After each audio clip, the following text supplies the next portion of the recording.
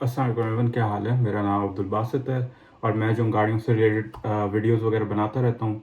आज इस गाड़ी की मैं वीडियो लाया हूँ, वो है नन अदर दैन चंगान की ओशान X7। ठीक है, चंगान ओशान X7 एक ऐसी वायद गाड़ी है दीपाल की जो कि सबसे ज़्यादा बिकती है। ठीक है, यहाँ तक कि जो चंगान का जो दूसरा ब्रांड है दीपाल, ठीक है, जिसके अंदर इलेक्ट्रिक कार्स होती हैं, उनको भी अगर मैं कंसिडर करूँ और जो चंगान की जो बाकी की जो दूसरी गाड़ी है एल्सविन, उसको भी कंसिडर करूँ। ठीक है, और ना सिर्फ ये, बट अगर मैं इस चीज़ को भी कंसिडर करूं कि 1 करोड़ की कैटेगरी के अंदर सबसे ज़्यादा बिकने वाली गाड़ी कौन सी है, तो वो होगी चैंगान की ओशान X7। ठीक है, अब चैंगान ओशान X7 के लिए जो है हम इनकी वेबसाइट पे चलते हैं और वेबसाइट पे चल के हम देखते हैं कि क्या है। ठीक है, अब जैसे हम लोगों ने चैंगान ओशान X7 के लिए हम उनकी वेबसाइट पे आए हैं, तो सबसे पहले जो 3 चीज़ें जो मेरे लिए सबसे ज़्यादा स्टैंड आउट कर रही हैं, जो मैं समझता हूँ कि इनके सबसे ज़्यादा की फीचर्स हैं या जो सेलिंग फीचर्स हैं, वो ये है। सबसे पहले तो इंजन, जो जिसमें ये कहना है कि जी 1500 सीसी का टर्बो यूरो 6 इंजन है। और ये वाकई में जितना मैंने सुना है, ये इंजन काफ़ी रिलायबल है, काफ़ी पावरफुल भी है, और सिर्फ पावरफुल ही नहीं है, यहाँ तक कि फ्यूल एफिशिएंट भी है। ठीक है, उसके बाद हमारे पास आ जाता है इसका dual clutch transmission, 7 speed dual clutch transmission. ठीक है, डुअल क्लच ट्रांसमिशन जो गियर बॉक्स है, ये एक ऐसी टेक्नोलॉजी है जो कि बड़ी बड़ी गाड़ियों में भी अक्सर आपको देखने को मिल जाती है। And as compared to CVT, ये काफ़ी ज़्यादा इसकी जो शिफ्टिंग है वो बहुत ज़्यादा तेज़ होती है। ठीक है, उसके बाद हमारे पास आ जाता है newton metre of torque, that is 300 newton metre of torque. ठीक है, अब चलते हैं आगे बात करते हैं।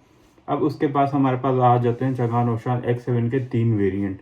ठीक है, जिसके अंदर हमारे पास जो सबसे बेस वेरिएंट आ जाता है वो आता है ओशान X7 कंफर्ट 7 सीट वाला वेरिएंट। ठीक है, जो कि शुरू होता है 84,74,000 से। अच्छा, मैं एक बात करता चलूँ कि ये वीडियो जो आप देख रहे हैं, ये आप देख रहे हैं नवंबर में 2025 में। कल को अगर आप 1 साल बाद देख रहे हो, शायद प्राइसेस बढ़ गई हों। ठीक है, but at this current moment ये प्राइसेस हैं। ठीक है, ओशान X7 फ्यूचर सेंस हमारा 5 सीटर वाला जो उसका जो वेरिएंट है वो आ जाता है 91,49,000 का। ठीक है, और जो हमारे पास ओशान X7 7 सीटर वाला वेरिएंट है वो आ जाता है 92,99,000 का। ठीक है, एक्सटीरियर के ऊपर बात करते चल रहे हैं, तो सबसे पहले तो इस गाड़ी की प्रेजेंस जो है बहुत ज़्यादा है। ठीक है, उसके बाद आप देखेंगे कि इसके अंदर 19 इंच के अलॉय रिम्स आते हैं, इसकी एक अच्छी खासी ग्रिल आती है, और इसका जो आप कह सकते हो जो डिज़ाइन फिलॉसफी है, एक बड़ी गाड़ी को और एक लग्जरी गाड़ी को रिजेंबल करता है। ठीक है, जैसे कि अब इसके हम फ्रंट फेशा पे आ जाते हैं। आपको यहाँ पे हेडलाइट्स दिखेंगी, आपको यहाँ पे DRLs भी दिखेंगी, यहाँ पे आपको इसकी ग्रिल भी दिखेगी। उसके बाद हम साइड प्रोफाइल पे आ जाते हैं, आपको 19 इंचेस के अलॉय रिम्स आ जाते हैं। आपको दरवाज़ों के नीचे ब्लैक गार्निशिंग आ जाती है। बैक साइड पे आ जाए तो आपको बम्पर के नीचे भी गार्निशिंग आ जाती है और डुअल टिप एग्जॉस्ट आ जाते हैं। ठीक है, आपको क्या कहते हैं, टॉप माउंटेड स्पॉयलर भी नज़र आ जाता है। ठीक है, अब चलते हैं और इसके उसके ऊपर क्या कहते हैं, फीचर्स तो नहीं, एक्सटीरियर फीचर्स के ऊपर, जिसके अंदर आपके पास इसके अंदर जो रियर व्यू है, इसके अंदर क्या कहते हैं, ब्लाइंड स्पॉट आ जाता है, कैमराज आ जाते हैं, हीटिंग, यहाँ तक कि इसके अंदर हीटिंग की भी फीचर है, क्योंकि अक्सर सर्दियों में आपने देखा होगा कि धुंधला हो जाता है, तो ये इसके अंदर है। उसके बाद आपके पास स्मार्ट वेलकम एंट्री आ जाती है, जिसके अंदर जो है कि जिसको हम लोग कीलेस एंट्री भी कहते हैं। अब इंटीरियर के अंदर चलते हैं। अच्छा, इंटीरियर मुझे स्पेशली इस गाड़ी का सबसे ज़्यादा खूबसूरत लगता है, वो इसलिए क्योंकि इस गाड़ी का जो इंटीरियर कॉम्बिनेशन है, ब्लैक और ये चेस्टनट ब्राउन वाला, ये मुझे मर्सिडीज़ S क्लास की याद दिलाता है। ठीक है, अच्छा, जब ये गाड़ी न्यू लॉन्च हुई थी तब इसके अंदर वाइट कलर का इंटीरियर आता था, तब थोड़ा से लोग हेजिटेट होते थे, क्योंकि हमारे पाकिस्तान के एनवायरनमेंट के हिसाब से वो इंटीरियर जो है ज़्यादा जल्दी ख़राब हो जाता था, बट ये हमारे एनवायरनमेंट के हिसाब से इनफैक्ट बेस्ट है। ठीक है, उसके बाद हम चलते चलते हैं इसकी यूटिलिटी के ऊपर। आपको इसके अंदर अच्छा खासा ट्रंक स्पेस देखने को मिल जाता है। आपको इसके अंदर 7 सीटर रो है, कैपेसिटी है, जो कि अगेन क्या कहते हैं, फोल्डेबल है। उसके बाद जो है आपको इसके अंदर हीटेड एंड वेंटिलेटेड सीट्स का भी फीचर देखने को मिल जाता है, और ड्राइव मोड्स भी देखने को मिल जाते हैं, और इसके बाद हम आगे इस चीज़ों के बारे में भी बात करेंगे। ठीक है, आपके क्या कहते हैं, AC के फीचर्स के लिए जो है आपको आपके पास स्क्रीन के ऊपर भी ऑप्शन मौजूद हैं, और आपको के पास टेक्टाइल बटन्स भी मौजूद हैं। आपको रेयर AC वेंट्स मिल जाते हैं, आपको पुश स्टार्ट मिल जाता है, आपको ऑटो स्टॉप मिल जाता है, आपको हिल डिसेंट कंट्रोल मिल जाता है, आपको ट्रैक्शन एंड स्टेबिलिटी कंट्रोल भी मिल जाता है। अगर कंफर्ट की बात की जाए, आप देख सकते हैं ये जो टेक्टाइल बटन है। अच्छा, एक चीज़ जो मैंने अब जितनी भी नई आने वाली इलेक्ट्रिक गाड़ियाँ जितनी भी मैंने देखी हैं, उसके अंदर से ये फिजिकल बटन्स ना एसी के गायब हो गए हैं। ये गायब हो के अब स्क्रीन के अंदर आ गए। मुझे ऐसा लगता है कि ये जो चीज़ है कि इनका जो एक डेडिकेटेड बटन्स है ये होना बहुत ज़रूरी है। अक्सर आप गाड़ी वगैरह चला रहे होते हैं और चलाते वक्त में आप क्या स्क्रीन के ऊपर ध्यान ज़्यादा देंगे जब आपको एसी कम या ज़्यादा करना है, तो मुझे ऐसा लगता है कि ये जेन्युइनली एक अच्छा फीचर है और इसको होना चाहिए। ठीक है, उसके बाद हम आ जाते हैं कि इसके अंदर रिमोट इंजन स्टार्ट आ जाता है। आप चाबी के थ्रू गाड़ी को स्टार्ट कर सकते हैं। आपके पास क्या कहते हैं कप होल्डर्स, मोबाइल चार्जर्स, मेरे ख्याल से मोबाइल होल्डर भी आ जाता है। ठीक है, और अब इसके हम लोग फीचर्स वगैरह की भी बात करते चलते हैं। इसके अंदर एडास के भी काफ़ी सारे अच्छे खासे फीचर्स आ जाते हैं। इसके अंदर फॉरवर्ड कोलिजन वार्निंग आ जाती है। ठीक है, ऑटोमेटिक इमरजेंसी ब्रेकिंग भी आ जाती है। इसके अंदर व्हीकल डिस्टेंस कंट्रोल भी आ जाता है जो कि ऑटोमेटिक होता है। और उसके अंदर क्या कहते हैं एंटी लॉक ब्रेकिंग भी आ जाती है।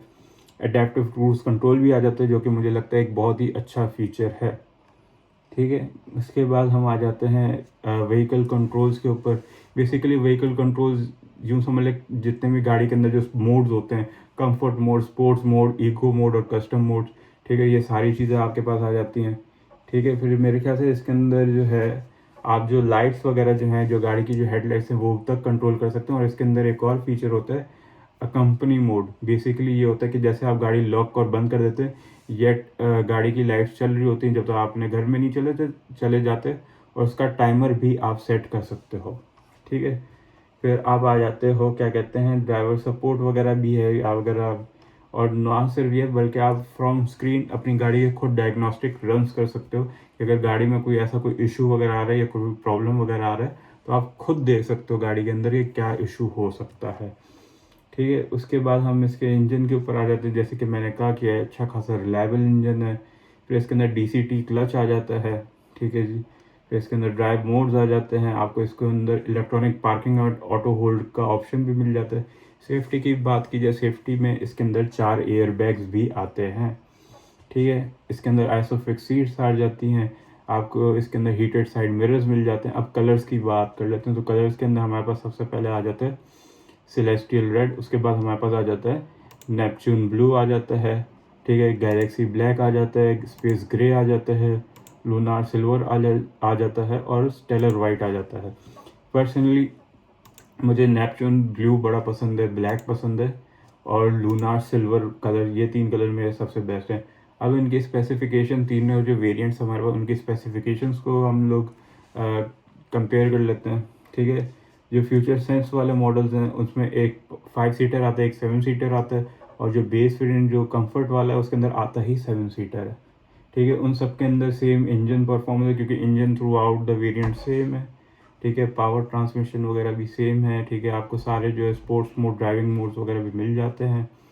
स्टीयरिंग, कंफर्ट, टायर, ब्रेकिंग सब कुछ सेम है। एक्सटीरियर में आपको एज पर द वेबसाइट आपको जो है सनरूफ भी तीनों में मिल जाती है। आपको electric and heated and foldable seats भी मिल जाती हैं। ठीक है, इंटीरियर में आ जाए तो इंटीरियर में आपको थ्रू अक्रॉस द बोर्ड जो है 10 इंचज़ का जो है डिजिटल इंफोटेनमेंट भी मिल जाता है। आपको स्मार्ट की वगैरह भी मिल जाती है। ठीक है, यहाँ तक कि आपको लेदर सीट्स भी हर वेरिएंट में मिल जाती हैं। अब आ जाते हैं कि भाई फ़र्क किधर, फ़र्क जो है सीट्स में। ठीक है, जो आपके जो फ्यूचर सेंस वाले जो दोनों मॉडल हैं जो कि टॉप ऑफ द लाइन है, ठीक है, उसके अंदर ना सिर्फ ड्राइवर सीट बल्कि पैसेंजर सीट भी आप देखेंगे कि यहाँ पे लिखा है इलेक्ट्रिक एडजस्टेबल है। वेयर जो बेस वेरिएंट है कंफर्ट वाला, उसके अंदर 6 वे मैनुअल एडजस्टेबल है। और एक और चीज़ मैं देख रहा हूँ कि हीटेड एंड वेंटिलेटेड का जो ऑप्शन जो है सिर्फ फ्यूचर सेंस वाले में, कंफर्ट वाले में नहीं है। ठीक है, उसके अलावा हम देख लेते हैं, अच्छा कुछ जो फ्यूचर सेंस के या एडास के जो ऑप्शन हैं वो नहीं है। जैसे जो फ्यूचर सेंस वाले हैं उनके अंदर डायनामिक क्रूज कंट्रोल आता है कि वो एंटी ब्रेकिंग, वो ऑटो ब्रेकिंग भी करता है। Where in the base variant एक स्टैंडर्ड क्रूज कंट्रोल आता है। दूसरी चीज़ जो मैं देख रहा हूँ कि फॉरवर्ड कोलिजन वार्निंग भी आ जाती है और ऑटो इमरजेंसी ब्रेकिंग, जैसे कि मैंने कहा कि वो top of the line variant में आता है, बेस वेरिएंट में नहीं आता है। ठीक है, बाकी मेरे ख्याल से बाकी के जितने भी सेफ्टी फीचर्स हैं वो थ्रू अक्रॉस द बोर्ड सारे सेम है। ठीक है, ABS, EBD, ठीक है, और advance TRM, stability control, hill hold and descent control, ये अक्रॉस द उनमें सारे सेम है। मैं जस्ट इन केस जो है ब्रोशर भी खोल लेता हूँ देखने के लिए कि ब्रोशर में ऐसा कुछ खास है कि नहीं है। अच्छा, मैंने अभी भी ब्रोशर देखा, ब्रोशर में ऐसा कुछ खास नहीं जो कि हमने कवर नहीं कर लिया। With this is the end of the video. अगर आपको वीडियो वगैरह पसंद आई हो तो जस्ट मेक श्योर कि आप एक कमेंट कर दें, एक लाइक कर दें, ठीक है। It inspires me to make more videos for you, ठीक है। With that, thank you so much for watching and अल्लाह हाफिज़।